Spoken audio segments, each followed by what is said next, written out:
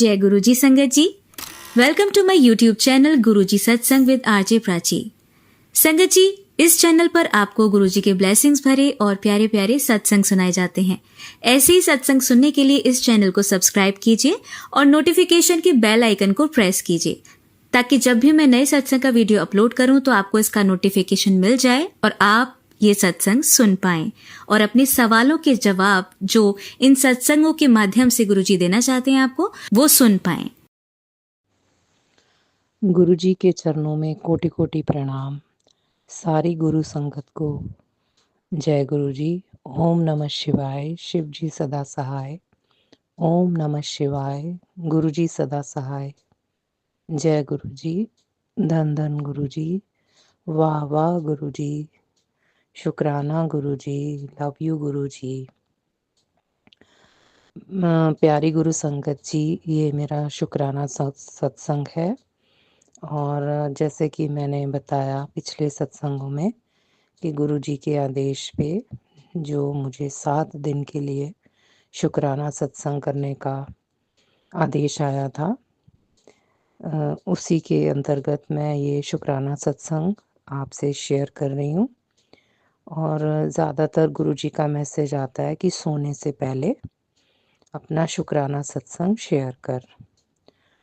तो संगत जी, मैं हर बार की तरह गुरुजी के चरणों में अरदास करती हूँ कि गुरुजी जो मुझसे बुलवाना चाहें मैं वही बोलूं, और उसमें गुरुजी की प्रेरणा शामिल हो।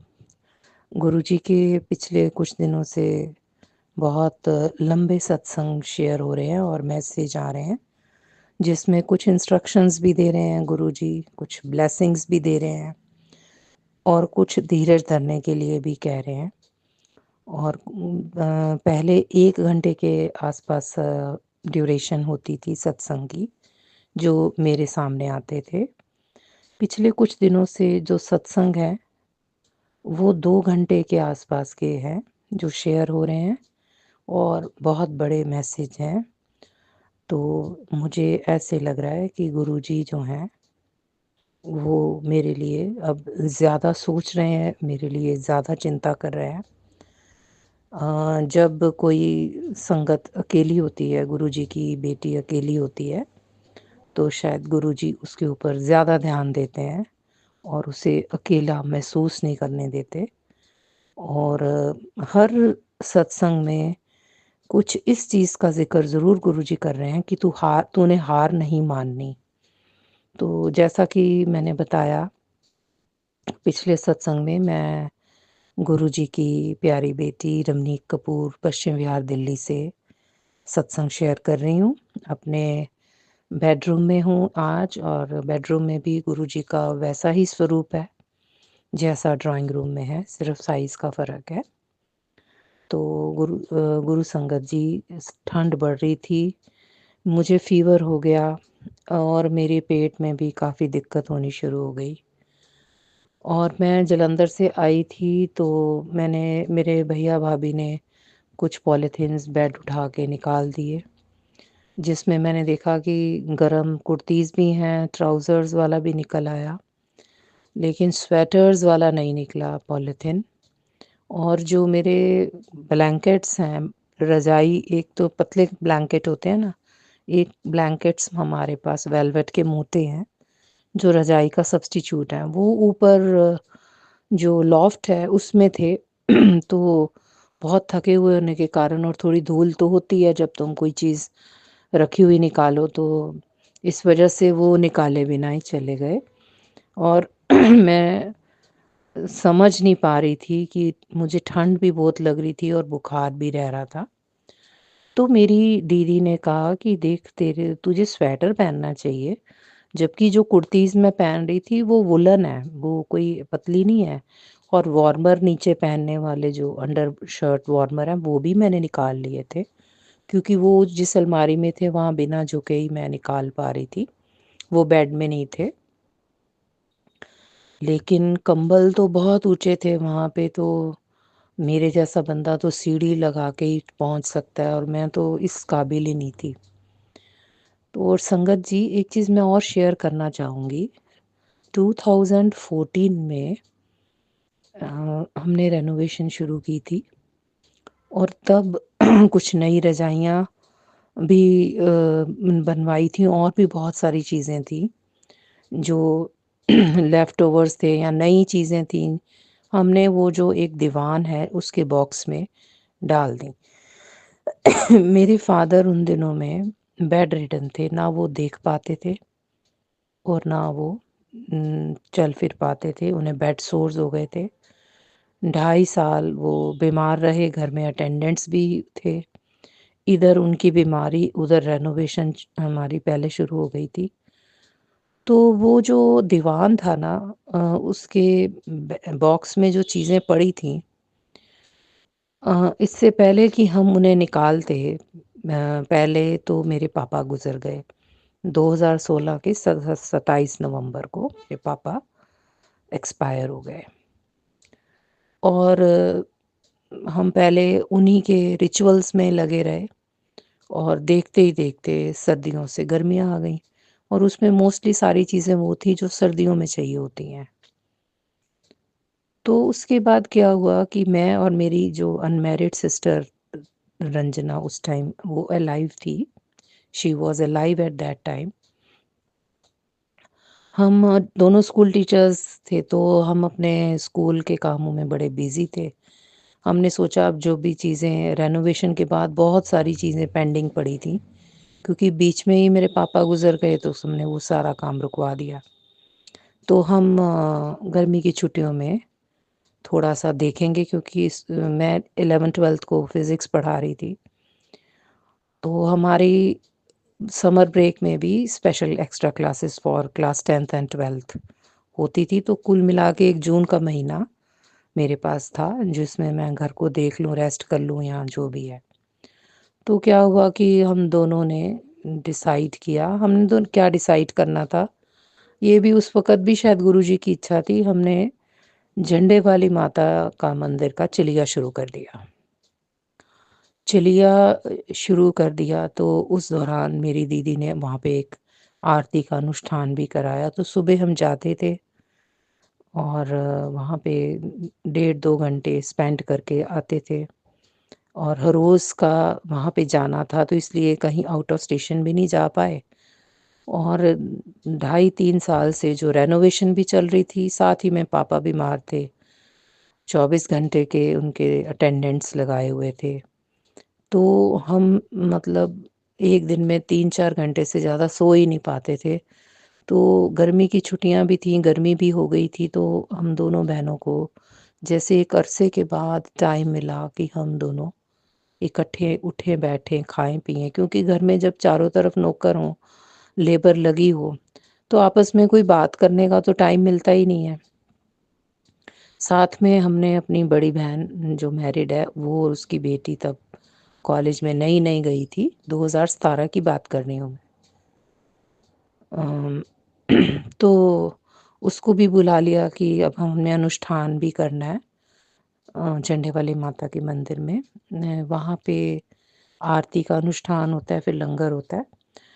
तो अभी वो किया ही था, ख़त्म हुआ था तो हमारे स्कूल खुल गए और स्कूल खुलते ही थोड़े दिनों में सावन शुरू हो गया। गुरु पूर्णिमा के बाद से मेरी दीदी ने शिव पुराण पढ़ने का और दोनों वक़्त शिव की पूजा करने का अनुष्ठान कर लिया शुरू और जो राखी वाले दिन पूर्णमासी होती है, उस पे रुद्राभिषेक और हवन के साथ उसका समापन करना था। तो संगत जी, जब त्रयोदशी वाला दिन था, उस दिन 5th अगस्त सैटरडे था, उसका और मेरा जो हमारा टर्मिनल जो टर्म टेस्ट्स होते हैं बच्चों के, उसका पीटीएम था। हम स्कूल से आए तो उसके बाद हमारे पास संडे था। संडे को हम झंडे वाले मंदिर जाते थे रूटीन में। Every Sunday we used to go. और मंडे को रुद्राभिषेक भी कराना था, हवन भी कराना था और पूरे के पूरे 1 महीने के सावन के अनुष्ठान की समापन करना था। तो संगत जी, मैंने उससे कहा कि ये एक बारी अनुष्ठान तेरा कंप्लीट हो जाए तो फिर घर में जो सारी चीज़ें पड़ी हुई हैं और कुछ जो हमारे सर्वेंट्स थे उसमें से 1-2 सर्वेंट जो पापा के अटेंडेंट थे, वो यूपी से आते थे और वो कुछ ब्लैक मैजिक करते थे। वो बड़े बढ़-चढ़ के हमें सुनाता था, मैंने ये ब्लैक मैजिक किया, मेरी वाइफ़ ने ये किया, मेरे गाँव में एक मुसलमान है, उससे हम कराते हैं, हम लोगों का धन खींच लेते हैं। पर संगत जी में हमने कभी उसकी बात को समझा ही नहीं, सीरियसली भी नहीं लिया, ऐसे सुना और छोड़ दिया। अब क्या हुआ संगत जी, मेरी बहन और मैं पीटीएम के बाद थके हुए आए थे, तो हमने खाना खाया, चाय पी रूटीन में जैसे, तो एक बेड पे वो बैठ के डिक्टेट करने लगी हवन की सामग्री की लिस्ट और पूजा की सामग्री की लिस्ट जो शॉपकीपर है, और दूसरे साइड बेड पे मैं लेटी हुई थी। तो मैंने उससे कहा कि मेरे में अभी हिम्मत नहीं है, पहले हम 2-3 घंटे रेस्ट कर लें, पीटीएम था उससे पहले बहुत हेक्टिक वीक होता है, बच्चों के पेपर टेस्ट चेक करने, उन्हें दिखाने, फिर बच्चों से वापस लेने, रिपोर्ट कार्ड्स कंप्यूटर से निकालनी, उनमें रिमार्क्स देने, मतलब इट्स अ हेक्टिक अफेयर। एक स्कूल टीचर के लिए पीटीएम वाला वीक जो होता है, बहुत हेक्टिक होता है, और साथ में वो तो अनुष्ठान भी कर रही थी। तो उसने कहा कि मेरे को तो अभी 3-4 पेपर्स भी चेक करने हैं, बंडल्स चेक करने हैं, और कल झंडे वाले मंदिर जाके जो रुद्र अभिषेक का सारा सामान लेके आना है, क्योंकि तब झंडे वाले मंदिर के वहाँ पे बाज़ार था जिसमें हर तरह की पूजा की सामग्री मिल जाती थी, और हमारा रूटीन था कि हम हर संडे को जाते थे। तो संगत जी वो डिक्टेट कर रही थी लिस्ट, और उसने कहा मुझे चक्कर आया, तो और एकदम से उसने सिर पकड़ा और दीवार के साथ लग गई। तो मैंने कहा ये पेपर चेक करती रही है, ऐसे सर्वाइकल का चक्कर आया है। और मैं उठी और मैंने देखा कि उसने अजीब तरह से संगत जी एक बहुत लाउड आवाज़ हुई, और उसके बाद उसके कुछ अजीब सी एक हवा में जैसे फूंक मारते हैं, कुछ इस तरह से कोई आवाज़ आई और उसका सिर गिर गया। और संगत जी उसके बाद डॉक्टर को हम लेके गए हॉस्पिटल, सब कुछ किया, मतलब that was the last breath. उसके बाद आई लॉस्ट माय सिस्टर। मेरी जो सिस्टर है रंजना कपूर, वो गुरुजी के चरणों में उसने स्थान ले लिया, और उसका स्वर्गवास हो गया। और वहाँ से मेरी मतलब ज़िंदगी में बहुत, मतलब जो हम दोनों की एक पार्टनरशिप थी, मेरी सिस्टर 53 इयर्स की थी, मैं 52 इयर्स की थी, हम दोनों अनमैरिड थे, तो हमारी 52 इयर्स की पार्टनरशिप का उस दिन अंत हो गया, और मेरी लाइफ फ्रॉम मतलब happy life to a sad life शुरू हो गई। तो आज 7 साल से ज़्यादा हो गए हैं। तो ये इस बात का ज़िक्र शायद इसलिए हो गया कि वो जो दीवान था, वो बंद का बंद ही पड़ा रहा, और 2014 में जो सामान डाला था, 2024 अब ख़त्म होने को है। जब सामान डाला था तब भी यही मौसम चल रहा था। दिसंबर नवंबर का मंथ ही चल रहा था, हम उसमें वो सामान डाल रहे थे, जो नया कुछ रजाई बनाई या जो भी चीज़ें नई लेकर आए, या कुछ चीज़ें बनाने के बाद जो एक्स्ट्रा चीज़ें बच जाती हैं, वो थी तो नहीं। तो संगत जी पिछले कुछ महीनों से मुझे गुरुजी का मैसेज आता था कि तेरे एक बेड है जिसमें बॉक्स खोल और उसमें बेज कलर के पर्दे हैं, वो निकाल और उसमें उसकी सफाई कर, उसमें नेगेटिविटी है और उस पे ब्लैक मैजिक का असर है। तो वो ज़ाहिर है कि वो जो अटेंडेंट बहुत डींगे मारता था, वो जगह-जगह पे उसने ऐसी जगह जो बॉक्सेस हैं, क्योंकि हम तो स्कूल चले जाते थे, पीछे से वो पूरे घर का मालिक, मेरे पापा ना देख सकते, ना उठ सकते, ना बैठ सकते, वो तो उसी पे डिपेंडेंट थे। तो पता नहीं क्या हो रखा था, ये तो गुरुजी जाने। संगत जी, आप मानेंगे नहीं, पिछले 1.5 साल से मैं कोशिश कर रही थी कि ये जो दीवान है, एक छोटी-सी चीज़ है। दीवान है, इसका बॉक्स मैं खोलूँ और खोल के इसके अंदर जो भी कुछ पड़ा हुआ है वो मैं निकाल के बाहर कर दूँ। पिछले साल इन्हीं दिनों की बात है, मैंने वो दीवान खोला, उसका जो मैट्रेस है वो बहुत हेवी है। बड़ी मुश्किल से मैंने अपनी मेड के साथ उसको खोला, उसमें से कुछ स्वेटर्स और कुछ कपड़े निकाले। वो अगस्त तक, मतलब मैंने 2023 के दिसंबर में वो खोला। वो स्वेटर धोने के बाद सोचा किसी को दे देंगे। वो सूखने में इतना टाइम लगा, उसमें स्मेल इतनी आ रही थी, फिर धोया, किया, फिर उतने में बरसात आ गई, कभी उसमें मिट्टी डल गई। अल्टीमेटली अगस्त गया, सितंबर के आसपास, गणेश पूजा से पहले उनको मैंने पैक करके बेडरूम वाले जो बेड्स के बॉक्स हैं उसमें डाल दिया, क्योंकि अब अगस्त की या सितंबर की इतनी गर्मी के मौसम में कौन वो स्वेटर लेगा। लेकिन मेरी बहुत कोशिश थी, गणेश पूजा से पहले, नवरात्रों से पहले, दिवाली से पहले उसको खोलूं, और मुझे ये याद ही नहीं था उसमें डाला क्या हुआ है। तो संगत जी, कल मैंने जो हमारा क्लीनर है, कार क्लीनर है, जिसको पिछले साल बुलाया था, तो कुछ ऐसी चीज़ें हुई कि विघ्न ही आते गए। ना वो दीवान खोला, ना और कोई चीज़ खोली। एक नीचे गैराज है हमारा, उसमें इतना सामान पड़ा हुआ है, वो ख़राब ही हो गया होगा, क्योंकि 10 साल तो बहुत होते हैं। कभी वो गैराज का दरवाज़ा जंग लग गया, कभी उसका ताला नहीं खुल रहा, कभी कुछ तो कभी कुछ, मतलब विघ्न आ रहे थे। तो कल मैंने उससे बात की और मैंने गुरुजी को अरदास लगाई कि गुरुजी, अब अगर वो आ जाए, काम 10 मिनट का है, दीवान का मैट्रेस हटाना है, उसका बॉक्स खोलना है, उसमें जो भी चीज़ें हैं वो निकालनी है, उसके बाद उसका क्या करना है वो तो गुरुजी गाइड करेंगे। जैसे ही वो निकाला, वो बेज कलर के पर्दे जो हैं काफ़ी सारे निकल आए, और मुझे याद आ रहा था कि आज से 6 महीने पहले से उन बेज पर्दों का ज़िक्र बहुत किया गुरुजी ने, पर उसके बाद जब मैंने नहीं निकाले तो फिर वो सत्संग और मैसेज आने बंद हो गए। तो सबसे पहले मैंने वो बेज जो पर्दे हैं, बेज कलर के पर्दे थे, बहुत बढ़िया पर्दे थे। मैंने उसको बोला क्लीनर को कि ये तेरे जिस काम भी आएंगे तू ये ले ले, और वो खुशी खुशी लेने के लिए तैयार हो गया। बाकी सारा सामान निकाल के उसने जो हमारी बालकनी है उसमें रख दिया। रजाई और बाकी चीज़ें थी जो कि मैंने ज़्यादा देखी नहीं, क्योंकि मैं इस वक्त उठने बैठने में मेरे को दिक्कत बहुत है। सॉरी संगत जी। और उसने दूसरे बेडरूम के लॉफ्ट से कंबल निकाल दिए, जिसको मैंने धूप लगवा के आज वो कंबल ले लिया। तो मेरे को फील हुआ कि ठंड लगने का एक रीज़न तो यही था कि वो जो पतले से मैं कंबल ले रही थी, 2 मिला के, they were not sufficient to protect me against this severe winter. अगर बुखार चढ़ा हो ना, तो शरीर को ज़्यादा गर्मी की ज़रूरत होती है, उतनी गर्मी शायद वो 2 कंबल मुझे नहीं दे पा रहे थे।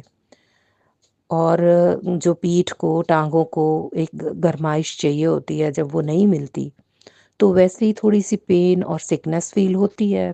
विंटर सिकनेस कह लो या जो भी कह लो। तो अब कंबल में लेटने के बाद मुझे फ़ील हुआ कि मुझे कितनी गर्माहट लग रही है, मैं कितना, मतलब गुड फ़ील कर रही हूँ। तो संगत जी, मैंने ऐसा कुछ सोचा नहीं था कि मैं आपसे ये सब शेयर करूँगी। मैंने बिगिनिंग में ही गुरुजी से अरदास कर दी थी कि जो वो बुलवाना चाहते हैं वो बुलवाएँ। ये सारा सत्संग शेयर करने में उन्हीं की कोई मर्ज़ी थी। और 10 दिनों 10 सालों से जो पड़ा हुआ बंद हमारा दीवान, दीवान मीन्स इट इज़, हम उसे दीवान बोलते हैं, मतलब एक तरह से वो सिंगल बेड होता है, जो कि नॉर्मली ड्राइंग रूम्स में जहाँ पे हमने सत्संग वगैरह करने हो ना, तो दो जो दरबार बनाते हैं ना भगवान जी का, उसको उसी काम के लिए हम यूज़ करते थे। खुद सोने के लिए तो कभी ख़ास यूज़ नहीं किया। वो ड्राइंग रूम में हमने रखा ही इसलिए हुआ था कि हम रेगुलरली हर महीने, मैं और मेरी सिस्टर, कभी दुर्गा स्तुति का पाठ करना, कभी सुंदरकांड का पाठ करना, कभी वैसे ही कीर्तन करा देना, भजन कीर्तन कर देना, कुछ ना कुछ हम करते रहते थे और उसी पे दरबार सजाते थे। और वो दीवान उसको कहते हैं सिंगल बेड, तो वो जो सिंगल बेड 10 सालों से बंद पड़ा हुआ था, उसके अंदर पता नहीं क्या-क्या ब्लैक मैजिक हो रखा था। गुरुजी जानते हैं, हम नहीं जानते। उसी तरह से मेरे पापा जी, जिस बेड डबल बेड है वो तो जो डबल बेड है जिस पे वो बीमार पड़े थे, वो उन्हीं का बेड था। तो उसमें वो भी बेड जो है 10 साल से बंद है। जितनी मर्जी कोशिश कर लो, कुछ ऐसे विघ्न आ जाते थे कि देखा जाए तो एक छोटा सा काम है ना, बेड का बॉक्स खोला और जो चीज़ है वो निकाल दी। उसके बाद देखना है क्या करना है, वो तो बाद की बात है। पहले उस चीज़ को खोल के निकालने के ही इतने विघ्न आ रहे थे। तो वो वाला बेड बॉक्स जो बेडरूम में है, डबल बेड वाला, वो अभी भी 10 सालों से बंद ही पड़ा है और वो ब्लैक मैजिक की वजह से ही है। क्योंकि जब गुरुजी कहते हैं ना, तू अपने बेड की सफाई कर, उसमें से ये चीज़ निकलेगी, उसको बाहर फेंक, ये पुराने जैसे कुशन्स होते हैं या पिल्लोज़ होते हैं, भई वो ब्लैक मैजिक उन पे हुआ है तो वो बाहर फेंक। वो खोलने का अभी तक मौका नहीं लगा, लेकिन ये खुल गया, चीज़ें बाहर निकाल दी, कुछ चीज़ें देने की शुरुआत हो गई। तो इसमें शायद गुरुजी का एक ब्लेसिंग है, जिसमें ब्लैक मैजिक से जो भी रिलेटेड चीज़ें हैं, वो गुरुजी खुद ही बाहर निकालेंगे। तो बहुत-बहुत शुक्राना गुरुजी का कि 10 सालों से जो एक रोड़ा अटका हुआ था, एक विघ्न था, डक्का डल गया था इस काम में, उसको आज उन्होंने सही कर दिया। इसी के साथ मैं अपनी वाणी को विराम देती हूँ। संगत जी, इस सत्संग को शेयर करते हुए मेरे से जो भूल-चूक हो गई है, उसके लिए संगत मेरे को माफ़ कर दे। ओम नमः शिवाय, शिव जी सदा सहाय। ओम नमः शिवाय, गुरु जी सदा सहाय। जय गुरु जी, शुक्राना गुरु जी, अनंतम अनंतम शुक्राना जय मेरे गुरु जी। प्यारी संगत जी, गुरु जी के चरणों में कोटि-कोटि प्रणाम और सारी संगत को मेरी प्यार भरी जय गुरु जी। जय जय गुरु जी, धन धन गुरु जी, वाह वाह गुरु जी, शुक्राना गुरु जी, लव यू गुरु जी, कोटि कोटि शुक्राना गुरु जी। साध संगत जी, आज 3 दिसंबर मंगलवार मॉर्निंग में 7:30 बजे मैं अपना शुक्राना सत्संग पश्चिम विहार दिल्ली से आप लोगों के साथ शेयर कर रही हूँ। मैं गुरुजी की प्यारी बेटी रमनीक कपूर आज अपने बेडरूम में बैठकर गुरुजी के स्वरूप के सामने ये सत्संग शेयर कर रही हूँ और गुरुजी से ये प्रार्थना करती हूँ कि गुरुजी, जो आप मेरे से बुलवाना चाहें मैं वही बोलूँ, क्योंकि मैंने सत्संग सुनना शुरू करने से पहले कुछ खास सोचा नहीं है कि सत्संग में मैं क्या बोलूँ। बताने के लिए, शेयर करने के लिए तो बहुत कुछ होता है, लेकिन उस दिन क्या शेयर होता है वो गुरुजी की इच्छा से ही होता है। जिस संगत को गुरुजी कुछ सुनाना चाहते हैं वो वही सुनवाते हैं। तो संगत जी, पिछले ऑलमोस्ट 1 साल से गुरुजी के ब्लैक मैजिक से रिलेटेड बहुत सारे मैसेजेस और सत्संग आते थे, जिसमें वो बताते थे कि क्या तेरे ऊपर संकट है और उसका क्या उपाय है। उसमें कुछ उपाय मैं कर पाई, कुछ मैं नहीं कर पाई, लेकिन जो किए उसका फ़ायदा तो होता ही है। पर जब तक गुरुजी की मर्ज़ी नहीं हो, हम वो उपाय नहीं कर सकते। और अगर गुरुजी ने कोई उपाय करवाना है, तो वो हमारी बाँह पकड़ के करवा देते हैं, हमें पता भी नहीं चलता। और जब कोई उपाय नहीं होना होता, हम एड़ी चोटी का ज़ोर लगा लें कि हमने ज़रूर करना है, लेकिन कोई ना कोई विघ्न आ जाता है और हम नहीं कर पाते।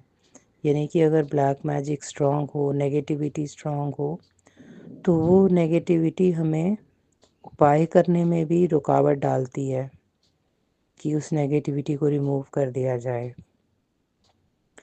तो संगत जी, गुरु जी के मेरे को मैसेज आते थे कि तेरे पे पितृदोष है।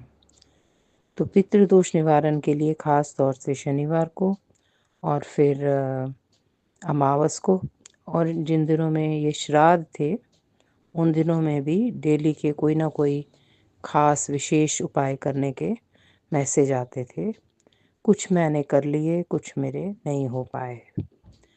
तो पिछले 3-4 महीनों से मैंने ये देखा संगत जी कि जो अमावस से पहले वाली एकादशी है, उस दिन से मैं देखती हूँ कि मेरे सिर में बहुत खुजली भी होने लगती है और थोड़ी-सी जुएँ होनी शुरू हो जाती हैं, जो कि मैं बारीक वाली कंघी मार के निकाल लेती हूँ, या हर मतलब 3-4 घंटे मेरे इसी काम में ही लग जाते हैं। खुजली हो रही है, अभी कंघी मारी, कभी नहीं निकली खास तो फिर तेल लगाया, या ऐसे करते हुए अमावस के दिन तक ये सिलसिला चलता है।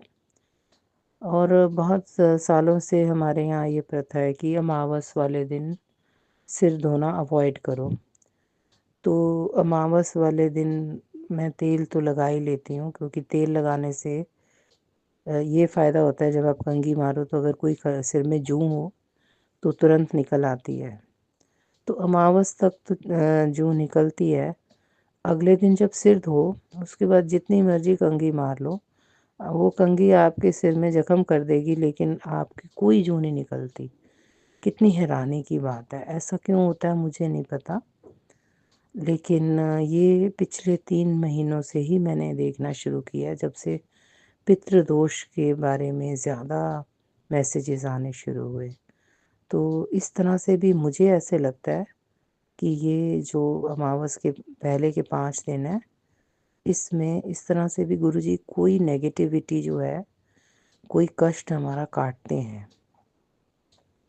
क्योंकि कभी-कभी अचानक से घर में चूहा आ जाता है, समझ भी नहीं आती आया कहाँ से, और देखने में भी थोड़ा बाकी चूहों से डिफरेंट होता है। और फिर हम देखते हैं कि 3-4 दिन बाद, 5 दिन बाद, कई बार हफ्ते 10 दिन बाद वो चूहा किसी जगह पे मरा हुआ पड़ा मिलता है। छोटा सा चूहा होता है, बहुत बड़ा चूहा नहीं होता। अभी पिछले हफ्ते संगत जी, जो मेरी बाहर की बालकनी है, हम उसमें कपड़े सुखाने वाला स्टैंड रखा हुआ है। तो वो स्टैंड मैंने हिलाया तो मैंने देखा कि ये कोई चीज़ है जो बिल्कुल मेरे पैर के पास पड़ी है। तो मैंने देखा कि वो एक छोटी सी तितली कह लो, या जैसे मौत कह लो, अब वो मरी हुई तितली या छोटी सी मौत थी। वो मैंने कागज़ में उठाई और मैंने उसके ऊपर गुरुजी का जल प्रसाद छिड़का, और जो गमले हैं, बड़े गमले में, एक गमले में डाल दिया। तो उसको मैंने, क्योंकि मैं बालकनी में गई नहीं, बालकनी बंद रही, मैं ज़्यादा चल फिर नहीं पा रही थी। तो मैंने बाहर जाके देखा नहीं, बाहर वो तितली कब आई, कितने दिन रही, ये सब मेरे को नहीं पता। मैंने सिर्फ उसे ज़मीन पे गिरे हुए, मरे हुए की हालत में ही देखा। लेकिन ये अंदाज़ा हो गया कि उन दिनों में मेरे ऊपर कोई बहुत बड़ा कष्ट था, जो गुरुजी ने अपने पे लेके इस रूप में आके काट दिया। तो गुरुजी, आपने मेरे जो कष्ट अपने पे लिए, उसके लिए कोटि-कोटि शुक्राना। और गुरुजी, संगत जी, बहुत सारे सत्संग में ये मैसेज आता है कि हमें गुरुजी से भी पूछना चाहिए, गुरुजी आपका क्या हाल है? आप सारी संगत का कष्ट अपने सिर पे लेते हो, तो आप अपना ध्यान रखो। और गुरुजी के कष्ट निवारण के लिए संगत को ओम नमः शिवाय की एक माला करनी चाहिए। आज सत्संग शेयर करते हुए मुझे ये चीज़ याद तो आ गई, लेकिन आज तक मैंने कभी की नहीं, तो इसके लिए मैं गुरुजी से और संगत से माफ़ी मांगती हूँ। और शायद गुरुजी किसी और संगत को भी ये मैसेज देना चाहते हैं कि जिन जिन संगत का कष्ट गुरुजी अपने ऊपर ले लेते हैं और संकेत देते हैं कि एक बड़ा भारी कष्ट आया था, मैंने वो कष्ट अपने ऊपर ले लिया है, तो हमें फिर गुरुजी के लिए मंत्र जाप की एक माला करनी चाहिए, और गुरुजी से उनका हाल भी पूछना चाहिए। ये दोनों काम जो मैं बता रही हूँ संगत जी, मैंने किए नहीं है, लेकिन आज गुरुजी ने इस सत्संग शेयरिंग में मुझे याद करवाया है। तो मेरी करबद्ध प्रार्थना कि मुझे माफ़ कर दें और मैं ये किया करूँ। क्योंकि गुरुजी कुछ संकट तो अपने ऊपर लेकर ही हमारे काटते हैं। तो गुरुजी को वो कष्ट सहना पड़ता है जिसका वो हमारा निवारण करते हैं।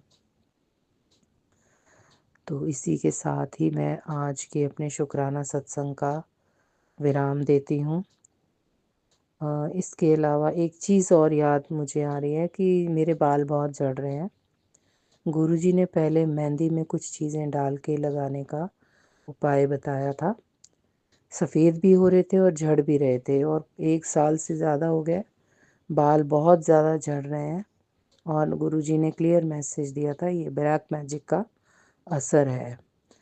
तो ब्लैक मैजिक का जब कोई असर किसी ऑर्गन पे होता है तो दवाइयों से नहीं, गुरुजी के उपाय से, मंत्र जाप से, जल प्रसाद से, गुरुजी के चंदन तिलक से ही ये जो कष्ट हैं इनका निवारण होता है। डॉक्टर की दवाइयाँ काम नहीं करती हैं। और रिसेंटली एक मेरे को, क्योंकि अब ठंड है तो मेहंदी लगाओ तो ठंड बहुत लगती है, तो गुरुजी का एक सत्संग में एक आंटी शेयर कर रही थी कि सरसों के तेल में हल्दी और एलोवेरा, कलौंजी और विटामिन ई का कुछ लेप बना के सिर में मालिश करनी है। वो सत्संग मैंने सेव कर लिया है, लेकिन अभी मैंने वो उपाय किया नहीं है। तो जब मैं वो उपाय कर लूँगी दोबारा से देख के, तो मैं संगत जी के साथ अपने सत्संग में शेयर करूँगी। गुरुजी का पिछले मंगलवार को मुझे आदेश आया था कि 7 दिन तक शुक्राना कर। तो अब संगत जी, शायद ये मेरा 7वां सत्संग है।